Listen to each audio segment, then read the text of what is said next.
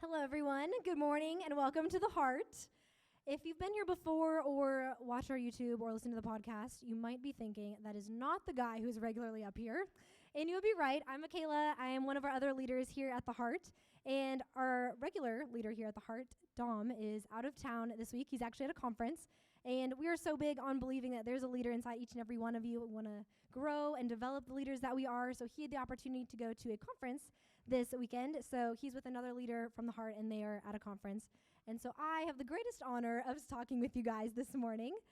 So last week we started a new series called Yours, and we're talking about this idea of how ours is a part of yours, not just in the word, which it is, but also in our community and just in our lives, and that there's so much power when we choose to make our community your community, or vice versa. You choose to make your community a part of our community.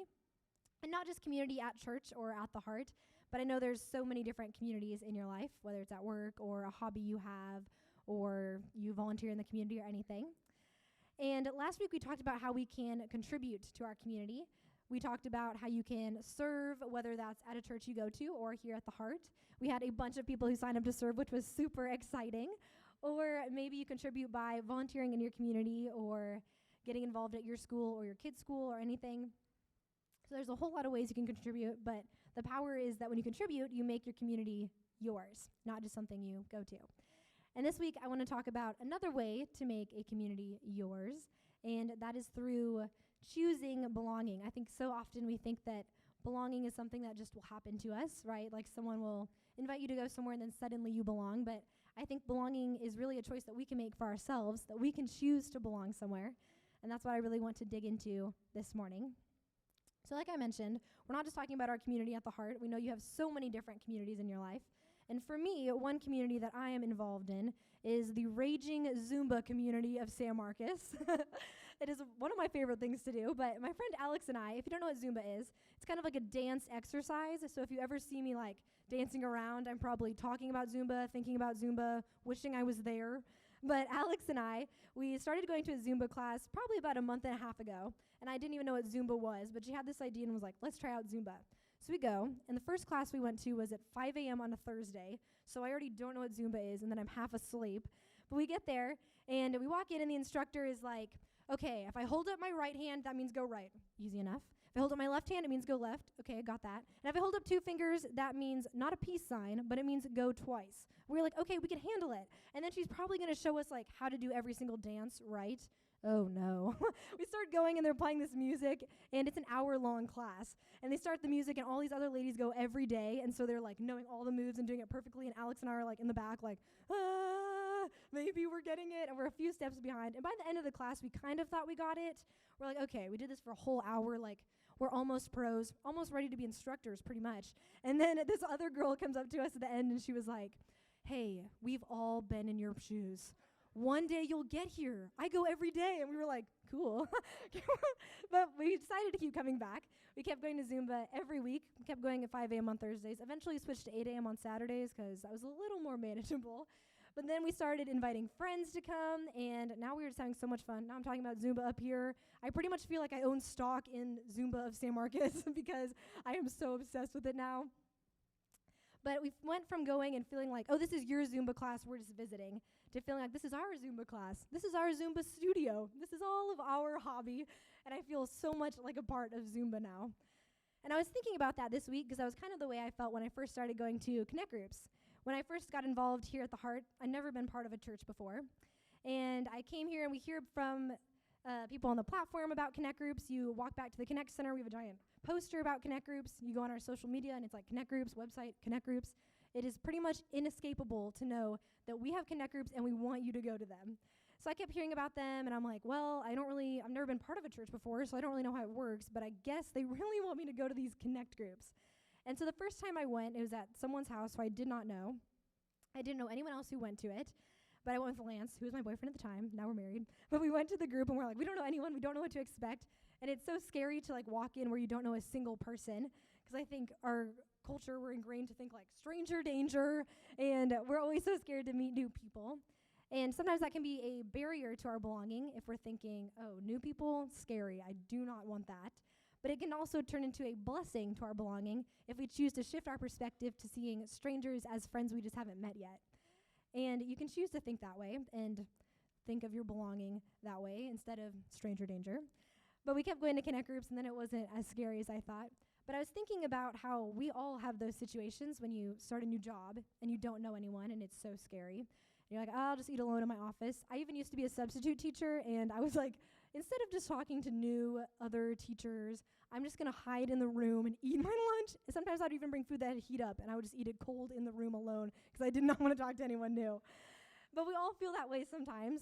And even when you go to a new school or your kid's school and you're like, hi, I'm the new parent.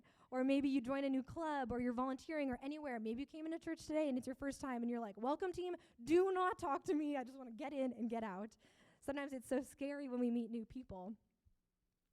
And even though it is scary to meet new people, having new people in our life is how we can find a new place to belong. And that's actually a need that we have to find somewhere to belong.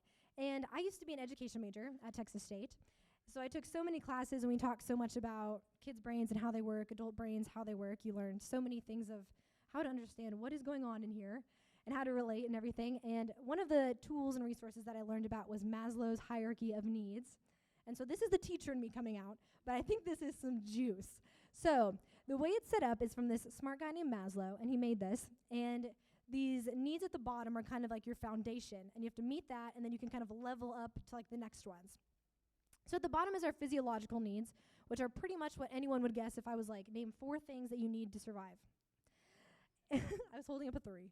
And that would be air, water, food, shelter. Pretty much any of us could guess those, even me, and I have such a hard time identifying any needs that I have. I'm always like, I have no needs, I have no wants. I would just love to help everyone else, but even I can recognize those. And next we have is safety, which is pretty much what you might think safety is, but also having financial safety, that we know where we're getting income from, that you don't have people chasing you down and want to kill you, that you have your personal safety. But once you have those things, which you can kind of fend for yourself to get those, then we need love and belonging, which is one need we cannot meet on our own. And love and belonging is defined as like our friends and our family, this sense of connection that we have, not just like people you see at like the grocery store or something that you check out your food or whatever, but people you actually have a relationship with and connection with who are a part of your life. But the cool thing is, once we have that love and belonging, you get to level up to esteem. And esteem is your self-concept, your self-esteem, how you think of yourself, and the freedom and strength that you have, and respect for others, freedom to be yourself and let others be themselves. And once we have that, you get to really level up to self-actualization, which Maslow defines as making the most of who you are, and I define as becoming the best version of yourself. I think that we become our best when we choose to belong somewhere. You don't just wake up one day and then you're just the best, but we have to go through belonging first, and then you get to become your best. You become your best when you choose to belong. And I want to give you a disclaimer. My little disclaimer is, I don't want you to think that I'm standing up here on a stage at church and think that, well, I knew it. Someone was going to tell me I need to be better, I need to become the best version of myself. But I want to let you know that I don't know what the best version of you looks like. But I do know that the best version of you transcends any of the things that you do. And transcends just means to go beyond the limits of. I think the best version of you goes beyond the limits of anything that you have done, you will do, or you are currently doing. I don't know what the best version of you looks like, so I'm not telling you need to stop drinking or smoking, stop saying bad words, or be at church every Sunday and have your perfect happy face on. I don't know what the best version of you looks like, but I do know that you become your best when you choose to belong. And I think that is so important that we each will find our best self for us personally. And this whole idea of belonging isn't just an idea that we have here at the Heart, or it's not an idea that is in science or anything. There's so many verses and scriptures, stories in the Bible that are about the importance of belonging. We know that God designed us for belonging, and that was his goal for us all along. And one story that I love in the Bible is the story of Joseph. And not Joseph, who is Jesus' dad, but Joseph, who is in the Old Testament. Before you panic, I know the Old Testament can be a little bit dry sometimes. I know that I've read it before and been like, why am I reading this? But I have found a new perspective because I'm doing a Bible in the Year reading plan with a few of my friends here. And one of them is my friend Matt. He plays the cajon up here, which is the square thing. And we were reading it one day. And we were reading in Genesis, and all this crazy stuff is happening. And we are doing on the YouVersion Bible app, so you can send little comments to each other. And Matt wrote, "This is like reading a soap opera," because it is so dramatic sometimes. Really, reading the Bible can be so much fun, especially the Old Testament. There's so much drama and crazy twists and turns that you would not expect. But it is a ton of fun, and I'm going to share with you this story that is a whole lot of action, a little bit like a soap opera. But there's this guy named Joseph, and his dad's name is Jacob. And Jacob has a whole bunch of sons, but Joseph is his favorite. And it's not like his secret favorite where he's like, "Psst, Joseph, I'll give you an extra cookie after dinner, and you can stay up late." But it's like, "Joseph, I made you this beautiful rainbow coat." Maybe you've heard of that before, Joseph's rainbow coat. And he's like, "Here it is just for you, my favorite son." And Joseph is all like, "Oh, thank you, Dad." And all the brothers are kind of jealous, of course, because Joseph is like so obviously Dad's favorite. And then Joseph has this dream where it has some crazy stuff happening, but he kind of deducts that the meaning of this dream is that one day he's going to rule over his brothers and they're all going to bow down to him. And he has this dream, and he decides to tell them. So he tells his brothers, like, "Guys, I had this crazy dream. One day you guys are all going to bow down to me, and I'm going to rule over you." Who would have thought? And they're like, "Seriously?" They already were so jealous of him. They already know he's Dad's favorite. Now he's telling them that he's going to rule over them one day. So they start thinking, we have to make a plan. We have to get rid of him.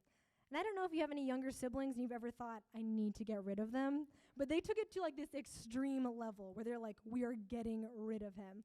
And they're out in this field or like in the woods, and we don't really know what's happening, what they're going to do. They're kind of talking about killing him. Some of the brothers are having like a moral dilemma, of course. And they're out there, and Joseph's all like, "Hey guys, what's up?" And they're like, "We have to get rid of him." And this Egyptian caravan is coming by. And they're like, "Aha, we will sell Joseph as an Egyptian slave." Problem solved. And so they sell Joseph as a slave. They go back and they tell their dad, Jacob, that Joseph was killed. And he's so sad, of course. His favorite son is gone. Now he's picking a new favorite. And they get rid of Joseph. He's out of the picture. And they kind of just assume he dies. They don't know what happens to him. So the brothers are just going on with their life. But Joseph, meanwhile, probably riding a camel, going on the way. And he gets to the house of this rich guy in Egypt. And he becomes his slave. So Joseph is working there, and everything's going kind of well, but then he gets accused of a crime he didn't commit, and he gets thrown into prison. So he already didn't belong in his family. He didn't belong at the house of this other guy, and now he's in prison. And he doesn't really feel like he belongs there until he starts talking to these two other people who'd worked in the palace with Pharaoh, and they're in prison with him as well. And they both have these crazy dreams, and they're like, "What is happening? What does this dream mean?" And this is a cultural thing in ancient Egypt. They thought that dreams were a way for God to communicate with them. So if they had some crazy dream, they thought, "I have to know what this means because this is God communicating to me." So that's why they get so freaky about their dreams. So they're like, "I have to know what these dreams mean." And Joseph is like, "Hey, I'm kind of a dream expert, so I can help you." And he tells them what their dreams mean. They're like, "That's exactly what I'm going through. That makes perfect sense." And Joseph is like, "Well, you're welcome for my services. And my only ask is that when you go back to Pharaoh's palace, if you get out of prison, just tell him about me. Tell him I'm in prison for the wrong reasons." And they're like, "For sure, we got you." And those guys get out. And then Joseph is sitting there, and he's there for 2 more years. They did not remember him. They didn't remember to tell the Pharaoh about him. So he's just sitting there in prison for 2 years until after those 2 years, Pharaoh has this crazy dream, and he's like, "I have to know what this means. God is communicating to me, the Pharaoh over all of Egypt. I have to know what this message is for my people." And he has these wise men and these sorcerers, and no one can figure out what this dream means. And then one of his palace workers is like, "Oh, I remember 2 years ago I was in prison, and this guy was like a dream expert, and I think he could help." And so he tells them about Joseph, and Pharaoh is like, "Okay, whatever, I'll try anything, just go get that guy out of prison." So here's Joseph, who was in prison like an hour ago, and he's up here in front of the Pharaoh over all of Egypt. And Pharaoh's like, "Here's my dream, this is what happened, then this, and then this. What does that even mean?" And Joseph is all like, "Hello, dream expert at your service. That's exactly what this means." And he tells him everything that he needs to know, and Pharaoh's like, "That's exactly what is happening." And Pharaoh is so blown away by Joseph that he says, "You know what? This whole kingdom is mine. This household is mine and everything, but it can be yours too." And he gives Joseph this place of belonging. He puts Joseph, this guy who is just in prison, as second in command over all of Egypt, just under Pharaoh himself. And I want to look at one verse This is in Genesis 41:38 in the New Living Translation. But it says, "So Pharaoh asked his officials, 'Can we find anyone else like this man, so obviously filled with the Spirit of God?' Once Joseph found this place of belonging, he got invited into belonging, and then he chose to say, 'Yeah, I'll stay here, and I will be your second in command.' Then he started getting the best called out in him. Pharaoh was saying all these things about him that Joseph's brothers never said about him, and he got thrown in prison. No one was saying good things about him then, but now he's getting the best called out in him. And Joseph's life only got better from there once he had this belonging. Then he went on to get a wife and kids of his own, and then this famine hit Egypt, which would be bad. But Joseph was really smart, and he kind of knew this famine was coming based on Pharaoh's dreams.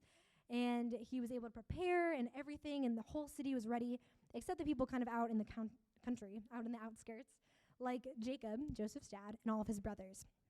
So they're out there, and they have, like, no food. And so Jacob, the dad, is like, "You guys got to go to the palace, figure out some way to get us food. We're going to starve out here." So all of his brothers, the caravan up to Egypt, they have no idea that Joseph is going to be there. But Joseph sees him, and he instantly knows, that's all my brothers. But they don't even recognize him. And I think that's so crazy, because sometimes when we become a better version of ourselves or the best version of ourselves, people who knew us before don't even recognize us anymore. But his brothers come in, and they have no idea it's him. And he's like, well, if they don't know it's me, then I can kind of trick them a little bit. And he's a little harsh to them and everything, but eventually his heart kind of softens, and he decides to forgive them. And there's just the moment when he forgives them. It's in Genesis 45:4-5. "Please come closer," he, Joseph, told them.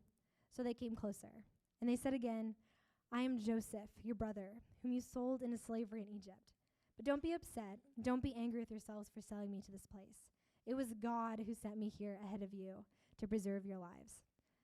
So now that Joseph has had this belonging in this place, he's had time to process everything. He's able to find this purpose in this crazy past he's had, this meaning in this whole mess of his family that he's had.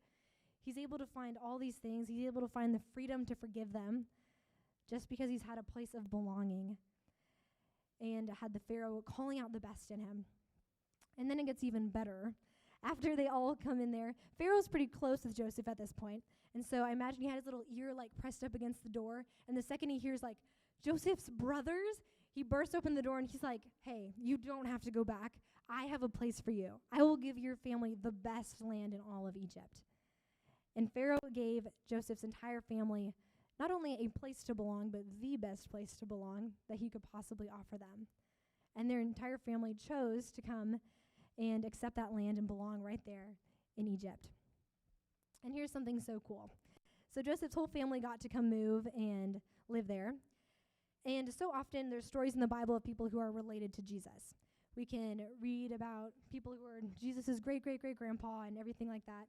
And so at first when I read this story, I was like, well, I wonder if Joseph is related to Jesus then, or why else would his story be in here?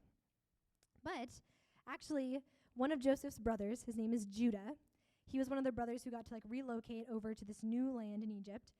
He is actually in the direct lineage of Jesus, one of Jesus' great-great-great-great-grandpas. And if he hadn't got that place to belong, who knows what would have happened, but he got that place to belong right there, which led all the way, so many generations later, to give a place for Jesus to come, and Jesus made a way for every single one of us to have a place to belong. Because we know that God designed us from the very beginning to belong with him, and he wants us to know how much he loves him, and just his love enough is something for us to belong to. But of course, all these things went wrong, things that we call sin, but Jesus came and died on a cross so that every single one of us had a place to belong, and so much love for all of eternity and all of forever. And it's so cool to read the story of Joseph choosing belonging, and then his whole family coming and choosing belonging, and that led to so many other yeses along the way that eventually led to Jesus. And now here all we are with a place to belong, and I think that is just the coolest. Because I think that when we believe that we belong to Jesus, it changes the way we belong anywhere else, when we know that. You don't have to believe in Jesus to belong anywhere, but it does change the way that you'll belong somewhere. And belonging is in our DNA. We see it in Maslow's hierarchy of needs, and there's so many other things that talk to us about how people were made for belonging, how kids always want to belong somewhere. It's just in us. It's in our instincts that we want a place for love and belonging, and we want other people to belong too. But I think that belonging isn't something that's just going to happen to us. I think so often I know I am guilty of just waiting around for someone to invite me into belonging. Like when I'd go to a new school or something and I'm like, okay, who's going to invite me to sit with them at lunch? And then you sit alone. Or, you wait for someone to just invite us into belonging, but sometimes that's something we have to choose. Or maybe you move to a new neighborhood and you're like, who's going to welcome me? Sometimes you have to go up and meet your neighbors. Or when you come into church for the first time, you don't have to wait around for people to come talk to you. Maybe you choose to talk to them. You choose to seek out belonging. And I think it's so much more powerful when belonging is something that we choose to take a part in. The same way we get to choose to accept the invitation to belonging that Jesus is extending to us. And I was thinking this week about connection and belonging, and I was kind of thinking about hiking. And I have a little walking stick back here. And I want to tell you guys about it. So I knew I was going to talk about hiking today. And then my grandparents came to the first experience, and they walked in, and they just were carrying this walking stick. And I was like, what? And they came in, and they were like, this is your birthday present. My birthday was a few weeks ago. And they were like, we just got you this walking stick. And it was so crazy, because today I am talking about hiking. But what I wanted to say is that sometimes, I don't know if you've ever been hiking on a mountain, but one of my favorite places in the entire world is Rocky Mountain National Park in Colorado. When you're hiking up a mountain, it's so crazy because you see it's like this giant slope or whatever, and you think that you would constantly be like looking at that, or mountains look so rocky, you think it would just be rocks. But usually when my experience of hiking on a mountain has been, you just see the trees right in front of you. And when you're going along, sometimes a tree has a nice branch, take it for a walking stick, and you're walking along, or a tree is really nice and you like take a picture, or there's so many trees you walk by and you don't even notice. And then there's sometimes that there's some really nice ones and you're like, I'm just going to sit here and stay for a while and rest. And once you get higher up, there's a certain altitude where trees can't grow anymore because there's not enough oxygen for them.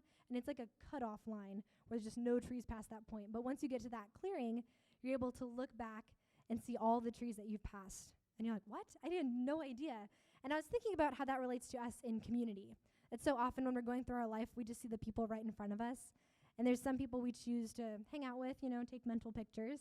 Some people we take something and we just carry it with us as we go. And there's sometimes we choose to stop and just sit by some people for a while, hang out for a little bit. And I think a crazy thing about hiking is that all the power is in the hiker. The trees are not going to chase you down and say, sit by me, hang out with me, the same way that you have to choose to stop along your journey and choose to seek belonging. You have to stop and rest somewhere and find community. It's not always just going to chase you down and tackle you. And there's so many people, so many trees that we walk by every day, and who knows what would happen if you just chose to stop and see what would happen. So that's why I have this walking stick. But I know for me, when I've chosen to stop and seek belonging along my journey, one of the ways has been through connect groups. I was just going to the heart, in and out, kind of choosing not to stop at all. And once I started going to groups, it was so scary, meeting new people, but I was like, well, just like Zumba, I don't really know what's going on, but I guess I'll just keep showing up. And so I kept going to connect groups, and eventually, a year after me going to connect groups, I was invited to start leading a group. And I did not think there was any kind of leadership in me at all, but somehow, through this whole journey of going to groups each week, this leadership was pulled out of me, and the best was becoming to be pulled out of me. And I started leading a group, and that was so cool. And after I had this place to belong, and I felt like it was changing my life, I felt like I wanted to be able to do that for someone else.